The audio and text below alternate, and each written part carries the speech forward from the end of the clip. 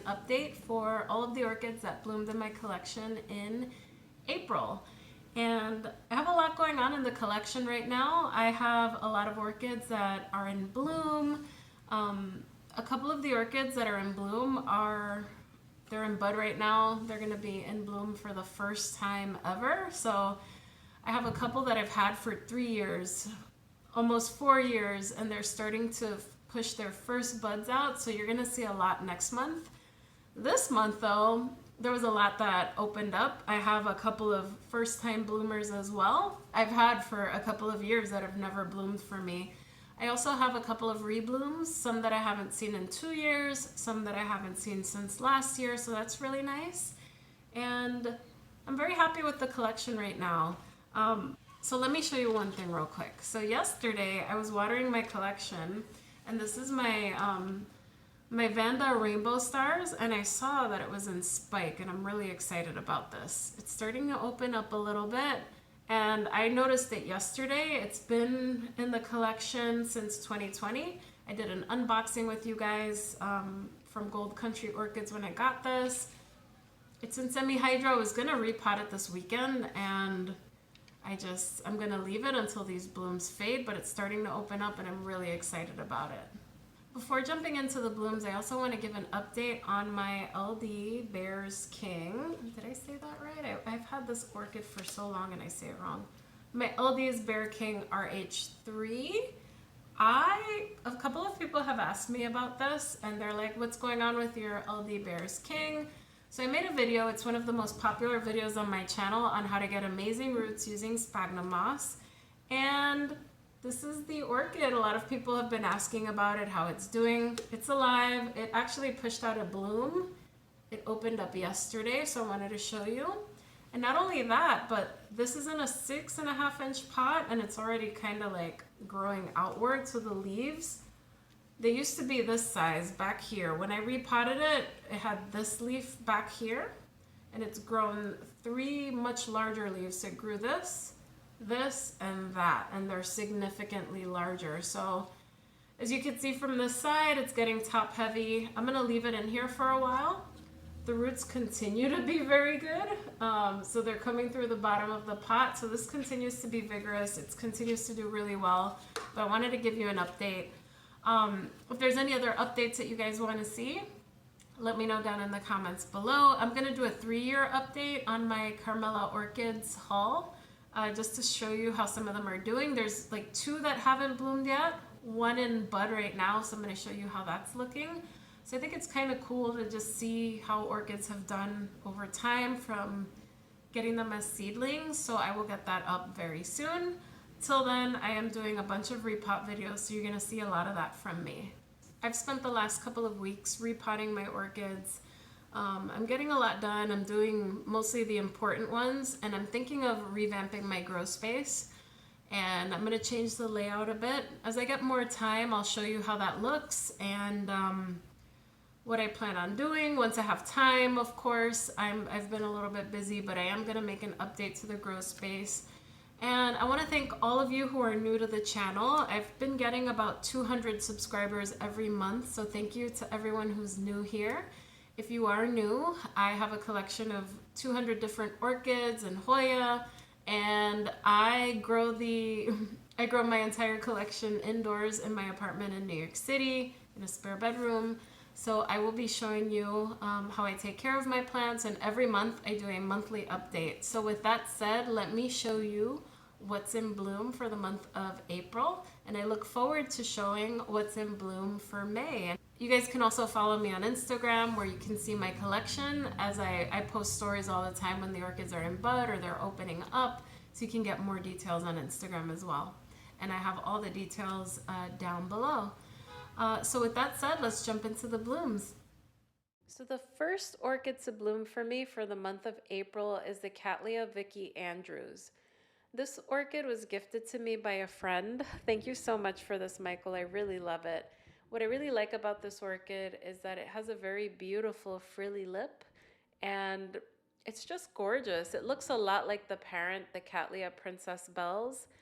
Now this one, I wish I remember the fragrance. Sometimes I forget exactly what the fragrance smells like, but I remember this one being pretty strong and very pleasant. This one has a Cattleya valkyriana and Cattleya mosaic parent in it. So the fragrance has to be from one of those. I don't remember it being too rosy, so it had to be from the Cattleya mosaic, but it was very beautiful. I look forward to getting more blooms in the future on this one. It's been growing really nicely and in my care for the last year, so it was nice to see it bloom.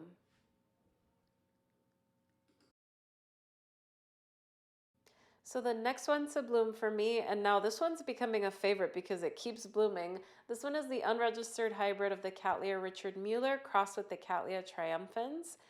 This is my largest Richard Mueller hybrid. For those of you guys who follow me for a while, you guys know that this is my favorite kind of orchid. I love Richard Mueller hybrids because they're so vigorous and they bloom all the time. This one opens up kind of with like a blushy red on the petals, and then after a couple of days that blush kind of fades and the yellow brightens. So it's really nice. It's also fragrant. It smells like a lot of the Cattleyas that I have. Nothing in particular stands out about the fragrance, but it's nice. It's also got a very nice spotted lip. The spots are very similar to the Richard Mueller parent, and that's what it's known for. This is a keeper in my collection. A little big, very vigorous, a third time to bloom for me. Really love this one. Next, we have the Brasileia Cattleya Mari's Glory H&R, and this one was overdue for a repot. So I'm showing you the blooms. By the time I'm making this video, I have repotted this orchid already. I had to soak it in water for a bit, and then I bent the roots into a pot, and it worked out quite nicely. So I got the repot done. I enjoy this orchid. It's got like a blush pink, and there's like a pickety that fades on the edges.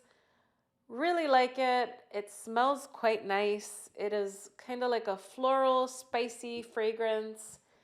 And this is a very popular hybrid. So if you guys want something like this, it's very easy to find. It's not rare. You could find it in a lot of the Hawaiian nurseries and a lot of nurseries out there in general.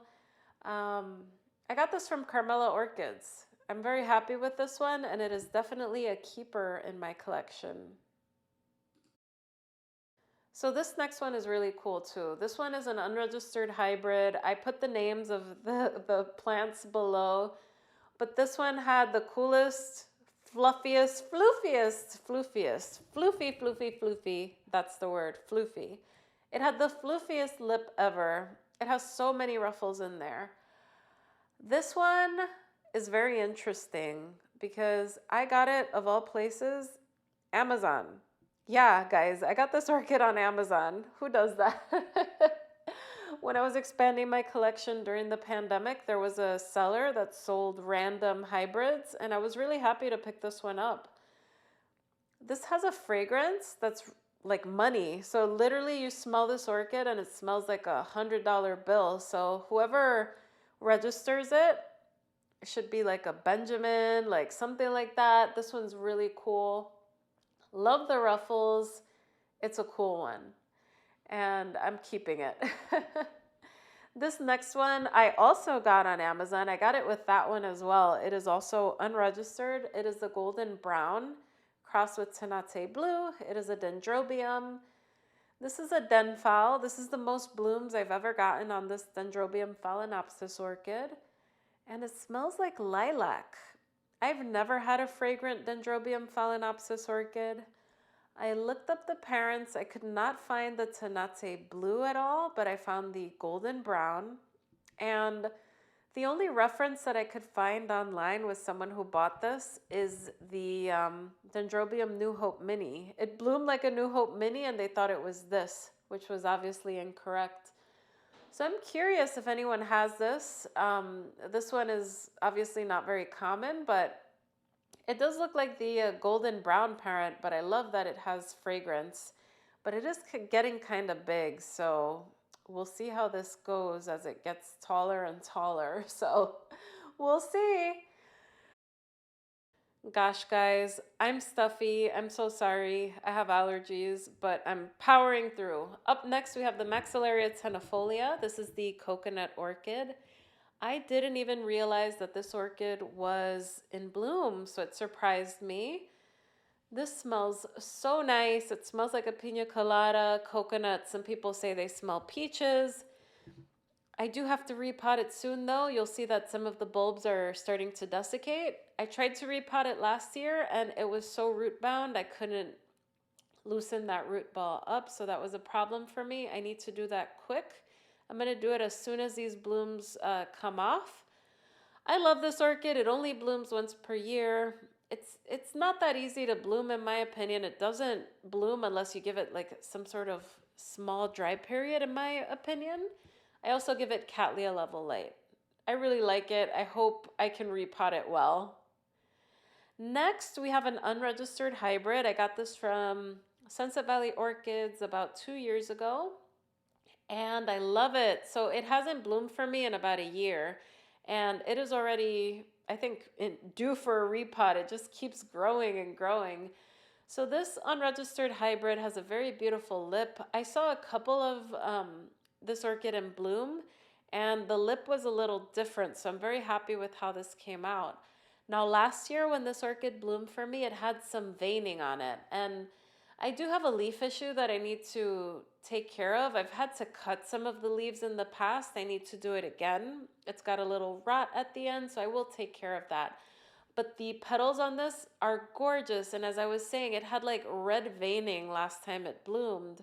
So I hope I can see that red veining in future blooms, but I'm definitely keeping this orchid. I may divide it, but it's a cutie. I really, really, really like it. Next up, we have the Phalaenopsis Tetraspis, and this one is the Phalaenopsis Tetraspis C1 crossed with the Phalaenopsis Tetraspis Mr. Huang. I have the C1, and the C1 has like splashes of color on each petal. However, this one has just like little spots. And what's fun about this orchid is that the spots are very random. So not every flower is going to look the same. Some have no spots, some have one spot, some have two, some have 10. But it's very subtle. This was gifted to me by my mom, and now I have 3 Tetraspis orchids. Now, the downside to the Tetraspis, although it's fun, it doesn't really have a fragrance. So this one is just a really cute one to look at, but if you're into fragrance, you may not want a Tetraspis, but I enjoy it. I think it has a cute lip, and I'm definitely keeping it. Moving on, we have the Phalaenopsis Jiaho's Pink Girl. I don't even know how to say it. Jiaho's Pink Girl. I used to say Jiaho's Pink Girl. I repotted this about a month ago and it's bloomed for me. I think without it being repotted, it could have given me even more blooms. I find that this orchid blooms very easily. It has a very high flower count, and what I like about it is that it is crossed with the Phalaenopsis schilleriana, and it has mottled leaves as well. So this one's pretty cool. The leaves look like the schilleriana, very close. And this one has a subtle rosy fragrance if you put your nose to it, which is not super common for these mini fall types. So if you're new to growing orchids, get yourself a Jiaho's Pink Girl. You won't regret it. This one's really cool. Blooms like 2-3 times per year for me. Next, we have the Phalaenopsis Norman's World. This was gifted to me by my friend Nick, and I really love it. The only downside to this orchid is that it's so stinking big. This one has the Phalaenopsis gigantea as a parent, so it's going to be a big one. What is really cool about it, though, is that every time it blooms, these spots are very different. So sometimes the spots are smaller, sometimes they bleed onto the flower, sometimes they're very well defined. It's got a pretty nice fragrance as well. I want to say it has amboinensis in it, but it doesn't smell like the Phalaenopsis amboinensis. It smells fresh, like it's not that plasticky fragrance, but I find it very hard to describe. This one is really cool. I just up-potted it, so I'm just going to let it live here for the next year or 2, and it's going to be happy. I really like this one as well. I feel like everything is my favorite this month. So next we have a first time bloomer for me. So this one is the Otaara Yuan Shishu. This one is quite a mouthful. Otaara is a very complex hybrid. I was very happy to see it.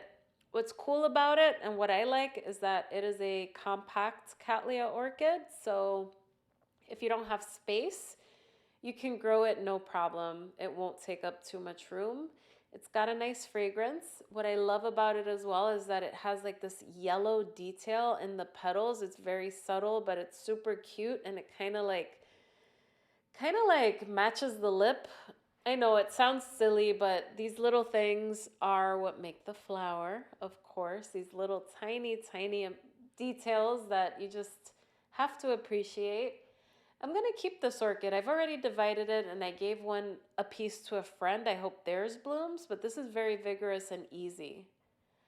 Next, I'm really happy with this one. This one is the Cattleya Hamana Egret.